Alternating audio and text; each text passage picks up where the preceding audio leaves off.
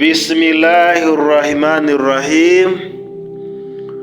Ntangije izina rya Allah, Imana Nyagasani, we Nyirimpuhwe kandi Nyirimbabazi. Alhamdulillahi Rabbil Alamin. Ishimwe n'ikuzo byuzuye byose ni iby'Imana Nyagasani Allah, umuremyi w'ibiremwa byose. Wassalatu wassalamu ala rasulillah. Amahoro n'imigisha by'Imana nibisakare kwa sozereje intumwa n'abahanuzi, ari we umukunzi w'Imana Muhammadi sallallahu alaihi wasallam. Imana imuhe amahoro n'imigisha. Nshuti bavandimwe, dusangiye urukundo rw'amateka y'intumwa z'Imana, uyu munsi turaganira ku nkuru y'intumwa y'Imana, umunyacyubahiro wageragejwe ari we Ibrahim cyangwa se Aburahamu alayhi salam. Imana imwishimire. Umukurambere wacu mu kwemera Imana imwe rukumbi, umwe mu bahanuzi b'ingenzi cyane bavuzwe mu bitabo bitagatifu, yaba Korani ndetse na Bibiliya. Inkuru ya Ibrahimu rero cyangwa se Aburahamu ni inkuru y'ubutwari n'ukwizera gukomeye k'umuntu umwe wahagurutse mu gihugu cyose cyari cyuzuye ibigirwamana, cyari cyuzuye ibangikanyamana. Nyuma ya Nuh alayhi salam, abantu baje kongera kwibagirwa Imana, babangikanya Imana. Ibrahimu rero yaje kurwanya ibangikanyamana, abantu baramurwanya ariko ntiyacogora mu kugaragaza ukuri. Nshuti bavandimwe rero, uyu munsi turasobanukirwa ukuntu Ibrahimu yasenye ibigirwamana ndetse n'ikiganiro yagiranye n'abantu be ku Mana imwe rukumbi, Allah umuremyi w'ijuru n'isi. Ndagusuhuje mbikuye ku mutima, ngusabira amahoro n'imigisha by'Imana. We wamaze gukora subscribe, nawe utarayikora, uyu ni umwanya wo gukora subscribe, ugakora share ibiganiro ukabigeza ku bandi, ugatanga like, ndetse ntugende udasize ubutumwa bw'uko wumvise iyi nkuru cyangwa se ikindi wifuza ko twazaganiraho ubutaha.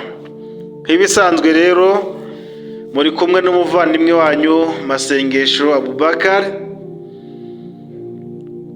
aho tumenyereye ko iyi channel inyuzwaho ibiganiro by'iyobokamana.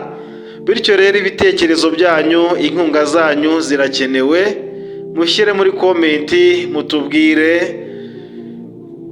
impinduka cyangwa se ibiganiro twakibandaho kugira ngo musobanukirwe ukuri. Abantu ba Ibrahim n'ubuyobe bwabo. Mu gihe Ibrahim alayhi salam yari akiri muto, abantu bo mu gihugu cye bari barigaruriwe no gusenga ibigirwamana.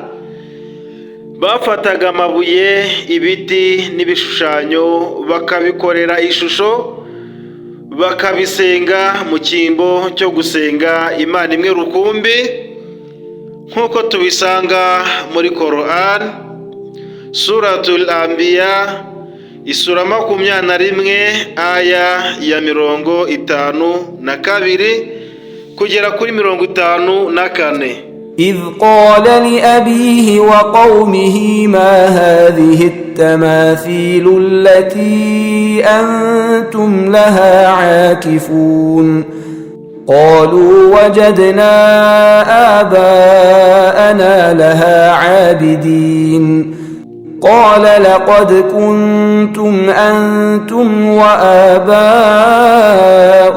في ضلال مبين. Ku izina ry'Imana Nyirimpuhwe Nyirimbabazi, Imana iravuga iti kandi rwose Iburahimu alayhisalam twamuhaye kuyoboka mbere ya Musa na Haruna, mbere ya Mose na Aroni, ndetse twari tumuzi neza ko abikwiriye.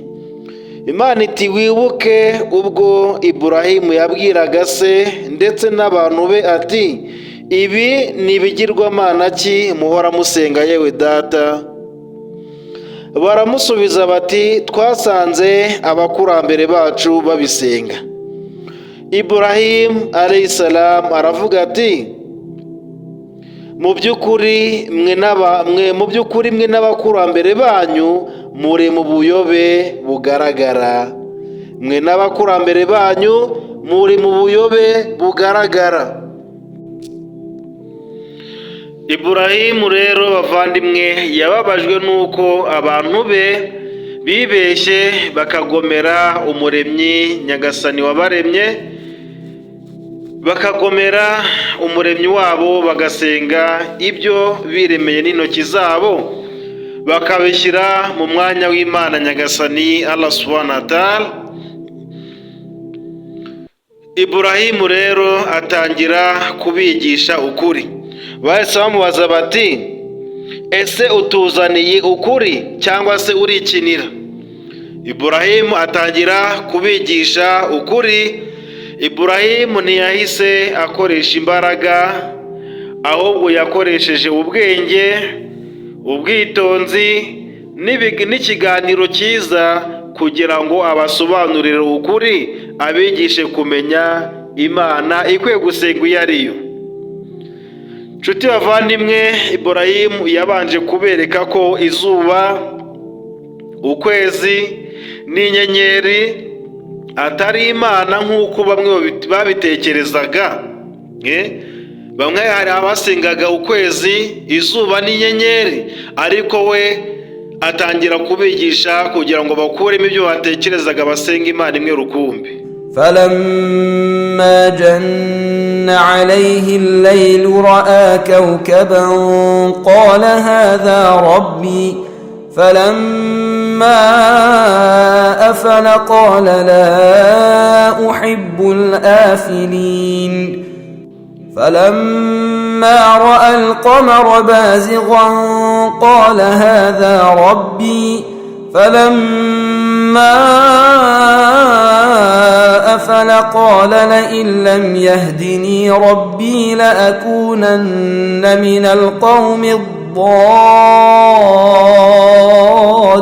الضالين فلما رأى الشمس بازغة قال هذا ربي هذا أكبر فلما أفلت قال يا قوم إني بريء مما تشركون إني وجهت وجهي للذي فطر السماوات والأرض حنيفا وما أنا من المشركين. Imana iravuga iti mu sura ya 6 aya ya 76, Imana Nyagasani iravuga ngo ubwo ijoro ryari rimwiriyeho Aburahamu akabona inyenyeri, yaravuze ati uyu niwe Nyagasani wanjye. Nawe yari ataramenya ukuri, abonye inyenyeri mu ijoro aravuga ati uyu niwe Nyagasani wanjye.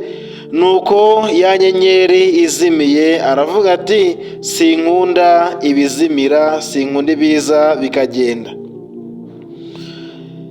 Ngo maze abonye ukwezi kubanduye kumurika cyane, Aburahamu aravuga ati uyu niwe Nyagasani wanjye. Nuko kwa kwezi kwijimye aravuga ati Nyagasani wanjye aramutse atanyoboye rwose naba umwe mu bantu bayobye bazajya mu muriro. ngo hanyuma abonye izuba rirashe, Aburahamu aravuga ati uyu ni nyagasani wanjye kuko aruta bya bindi byose nabonye.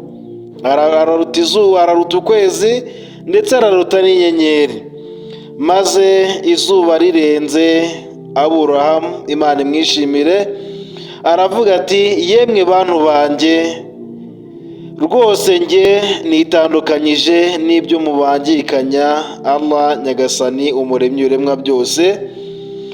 Mu by'ukuri njye nerekeje uburanga bwanjye ku wahanze ibirere n'isi, niyeguriye kugaragira Allah wenyine, ngo kandi njye ntabwo ndi mu babangikanyamana. Nshuti bavandimwe rero, aha Iburahimu yifashishije ubwenge bwo kubereka ko Imana nyakuri itajya irengerwa n'ibihe cyangwa ngo ihinduke, ahubwo ihorana icyubahiro cyayo ndetse n'ubumana bwayo.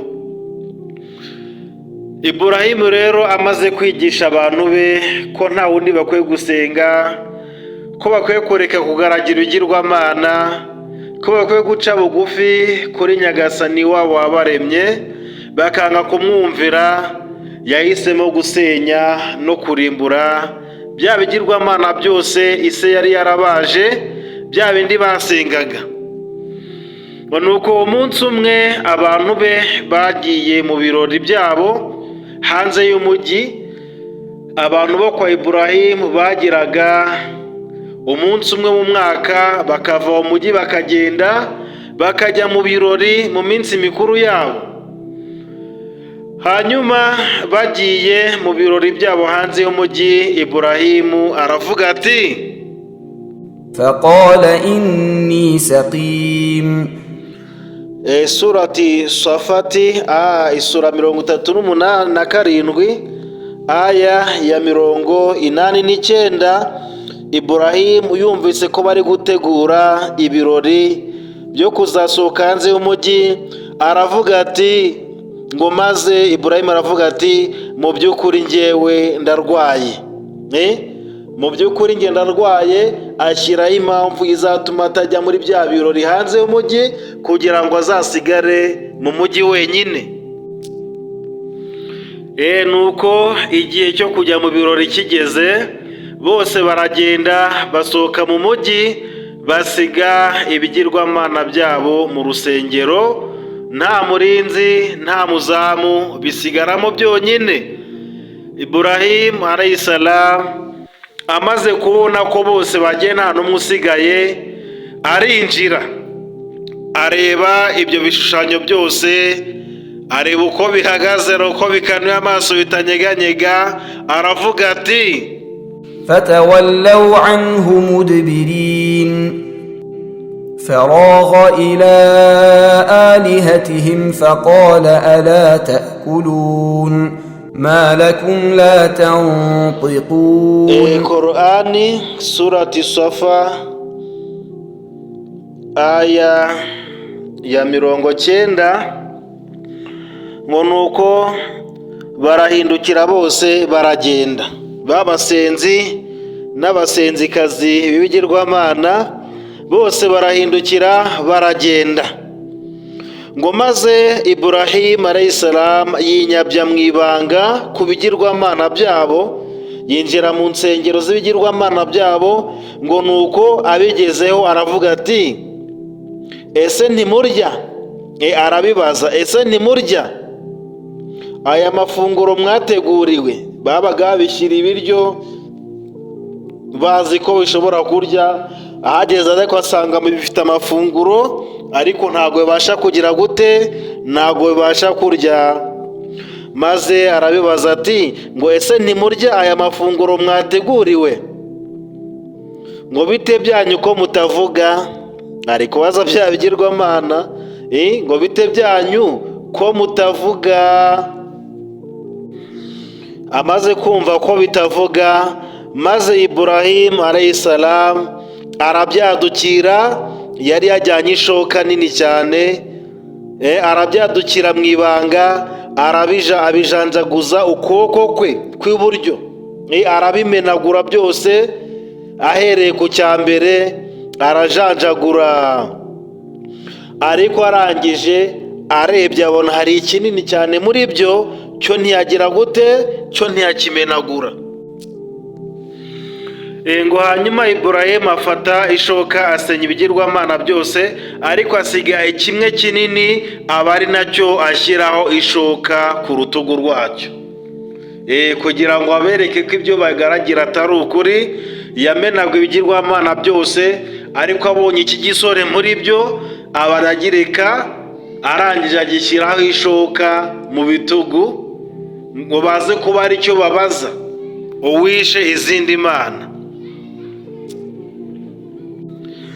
Ariko Iburahimu alayhisalam, mbere y'uko ajanjagura izi mana zabo, ibigirwamana, hari amagambo yabanje kuvuga, ariyo dusanga muri Korani, Suratul Anbiya, isura ya 21, guhere kuri aya ya 57 kugera kuri 59, aho Iburahimu yavuze ati: وتالله لأكيدن أصنامكم بعد أن تولوا مدبرين فجعلهم جذاذا إلا كبيرا لهم لعلهم إليه يرجعون قالوا من فعل هذا بآلهتنا إنه لمن الظالمين. Iburahimu yabwiye abantu be ati: ahubwo nyagasani wanyu mbahamagarira kugaragira cyangwa gusenga ni nyagasani w'ibirere n'isi, ari nawe wabihanze. Ngo kandi ibyo nanjye ndi umwe mu babihamya, ndi umuhamya wabyo, yuko nyagasani ari muhanzi, ari we muremyi w'ijuru n'isi. Ngo kandi ndahiye ku izina rya Allah, nyagasani w'ibiremwa byose, rwose ndaza kubigirira nabi ibigirwamana byanyu nyuma y'uko mugenda. Hano urumva ko yabanje kugira gute, kubyigamba, ati rwose ndaza kugira gute, ndaza kubigirira nabi bino bigirwamana byanyu nyuma y'uko muramusohotse mugiye mu minsi mikuru. Ngo nuko byose bamaze kugenda arabijanjagura, asiga ikigirwamana kimwe kinini muri byo, kugira ngo nibagaruka bakibaze uwagiriye nabi imana zabo. Ngo nuko bagarutse babona imana zabo zamenaguwe, zajanjaguwe, baravuga bati: ninde wagize atya imana zacu? Mu by'ukuri ni umwe mu bagizi ba nabi. Ati ninde muhemu wamenaguye imana zacu? Ati mu by'ukuri uyu ni umwe mu bagizi ba nabi. Mu gihe rero bari bashobewe, bifashe ku munwa bayoboye ibyabaye, bayobewe uwemenaguye imana zabo, hari umwe wari warumvise Iburahimu avuga ko azazigirira nabi. Hari umwe wumvise Iburahimu abyigamba ko azamenagura ziriya mana zabo, arangije aravuga ati: قالوا سمعنا فتى يذكرهم يقال له إبراهيم. ngo nuko abo basore bumvise Iburahimu abyigamba, babwira abateraniye aho bati: twumvise umusore uzivuga nabi witwa Iburahimu. Twumvise umusore ufite se yitwa Tera, cyangwa se Azara, cyangwa se Azar, ati rwose nzagirira nabi imana zanyu. Nuko bakibyumva baravuga bati: iteraniro riri aho riri mu gahinda kubera imana zabo zamenwe, baravuga ati: nimumuzane imbere y'abantu kugira ngo birebere ibyo agiye gukorerwa. Aha rero kari kabaye kuri Nabi Iburahimu alayhisalam, 2 bamuzanye baramubaza bati ese yewe Iburahimu, koko ni wowe wagize utya imana zacu? Ni wowe watinyutse ukora ibi ngibi imana zacu? Nuko Iburahimu mu kwiregura aravuga ati قال بل فعله كبيرهم هذا فاسألوهم إن كانوا ينطقون. ngo nuko Iburahimu mu kwiregura kwe aravuga ati ahubwo byakozwe n'iki kigirwamana kinini muri byo, ngaho nimubibaze, ngo ngaho nimukibaze niba gishobora kuvuga. Ati dore nicyo gifite ishoka, bivuze ko ari cyo cyagize gute, kishe izindi mana. Niba atari cyo cyabikoze rero sasa nimukibaze kivuge uwakoze ibi ngibi, uwakoze aya mahano. Iburahimu amaze kubabwira atyo ngo babaze kiriya kigirwamana cyasigaye, abantu bahise barebana barumirwa, baratekereza bati ni ukuri koko ibi ni ibishushanyo ntibivuga. None se koko ibyo dusenga byaba ntacyo bimaze? Ariko nyuma uburakari burabarenga, baravuga bati ثم نكسوا على رؤوسهم لقد علمت ما هؤلاء ينطقون. قال أفتعبدون من دون الله ما لا ينفعكم شيئا ولا يضركم. nuko Aburahamu amaze kuvuga ngo ngaho nimubibaze niba bishobora kuvuga, 6 ngo nuko barigaya ubwabo, maze barabwirana bati mu by'ukuri nimwe nkozi z'ibibi. Batangira kubwirana hagati yabo ubwabo ngo mu by'ukuri nimwe nkozi z'ibibi, ngo nuko bubika imitwe ariko banga kuva ku izima. Nyuma yo kumenya ukuri baravuga bati wowe Iburahimu, ni gute udusaba kuzivugisha kandi usanzwe uzi neza ko izi mana zacu zitavuga?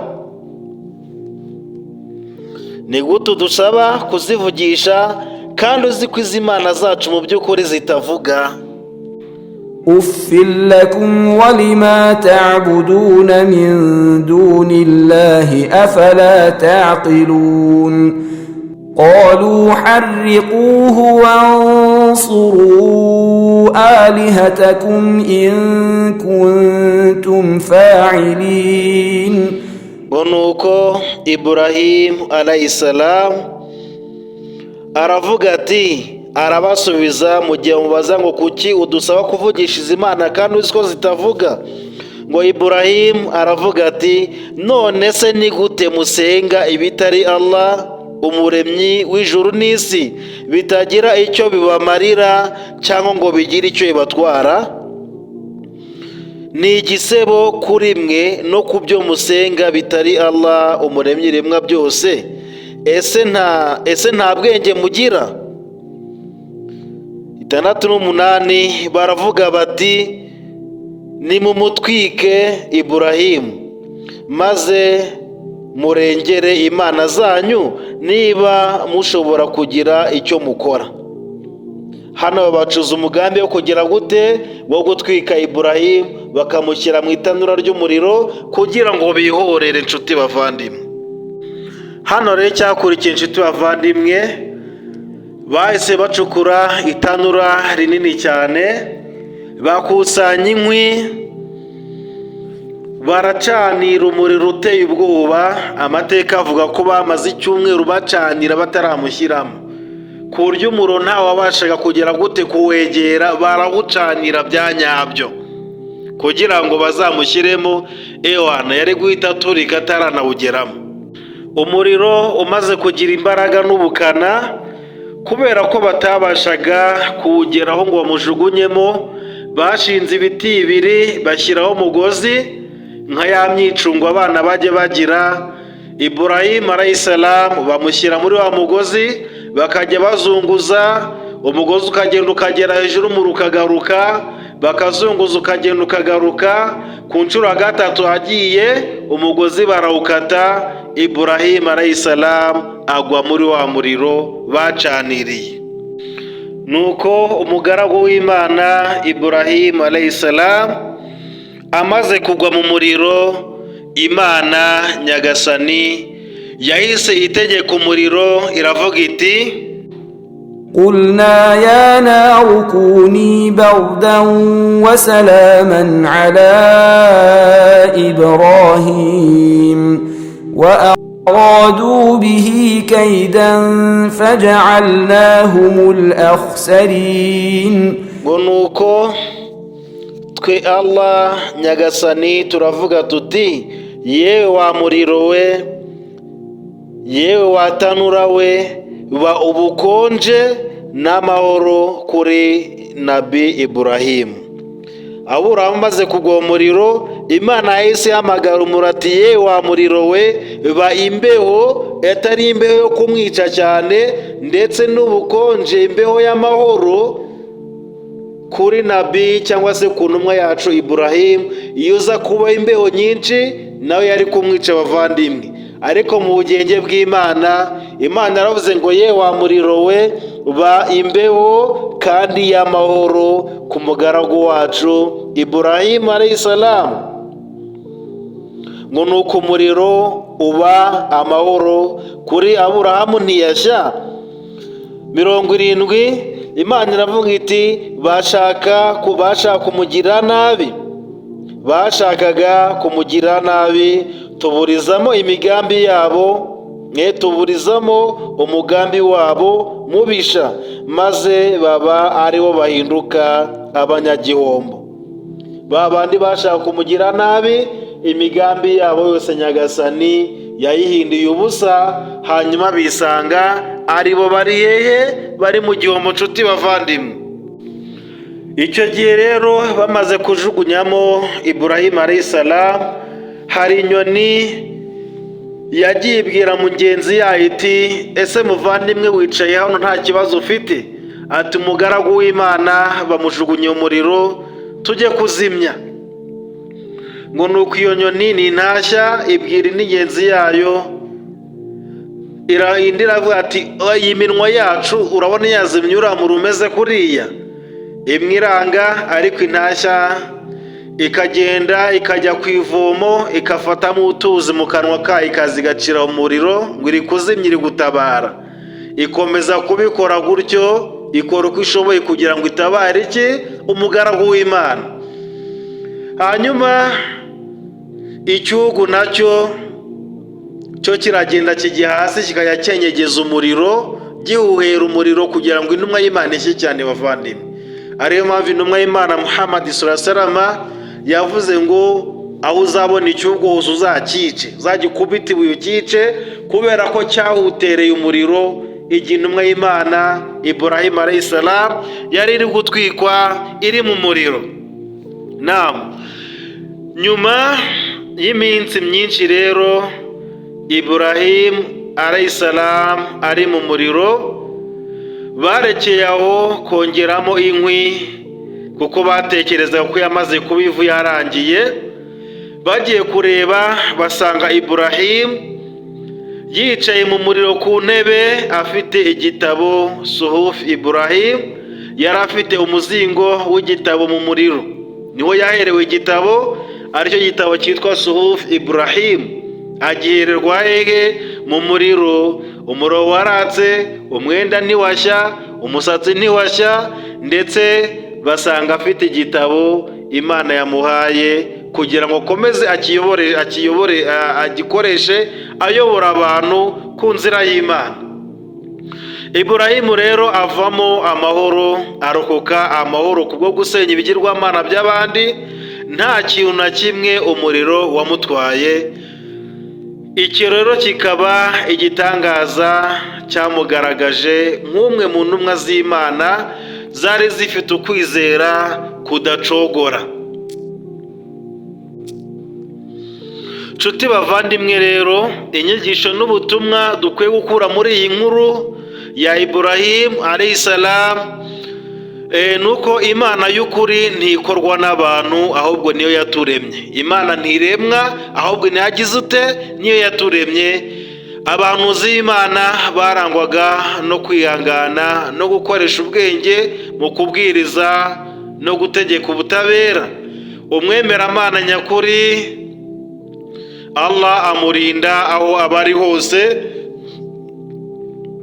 naho abantu bandi baba bamutereranye, hahandi ubona nta butabazi, hamwe ubona ibintu bidashoboka, aho n'imbaraga z'Imana zigaragara. Nshuti bavandimwe, hadisi rero, imvugo y'intumwa y'Imana Muhammad sallallahu alaihi wasallam yavuze ku mukurambere we Ibrahim, aho yagize ati, Ibrahim alayhi salam yari umuntu w'inyangamugayo utagira ubuyobe, kandi ntiyari mu babangikanyamana cyangwa se abanyabyaha. Nshuti bavandimwe rero, inkuru ya Ibrahim alayhi salam ni isomo rikomeye kuri buri wese muri twe. Iyi nkuru ikwiye kuba urugero n'isomo rikomeye kuri twe. Mu gihe isi yose yuzuye abantu basenga ubutunzi, imideri n'iby'isi, twebwe tugomba guhagarara nk'uko Ibrahimu yahagaze, tukavuga ukuri, tukarinda ukwemera kwacu. Allah subhanahu wa ta'ala atube hafi nk'uko yabaye hafi Ibrahim mu muriro, akamutabaraho rukomeye, kandi anatwongerere ukwizera, ubutwari n'ubwenge bwo guharanira ukuri, kubera ko guharanira ukuri abafite iherezo ryiza no ku isi ndetse no ku munsi mperuka.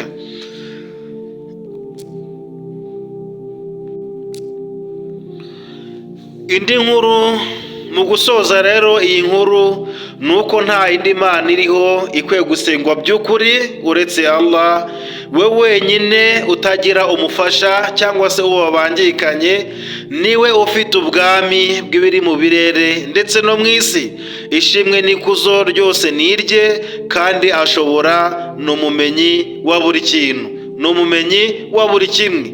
Nshuti bavandimwe rero, reka duhure muri episode ya 3. Wowe wumviye inkuru ari kikumariye, siga ubutumwa bw'uko uyumvise kandi wigeze ku bandi. Nawe ubonye video bushyashya, kora subscribe. Reka duhure mu biganiro nakagaruka. Wa bila tawfiq. Assalamu alaikum wa rahmatullahi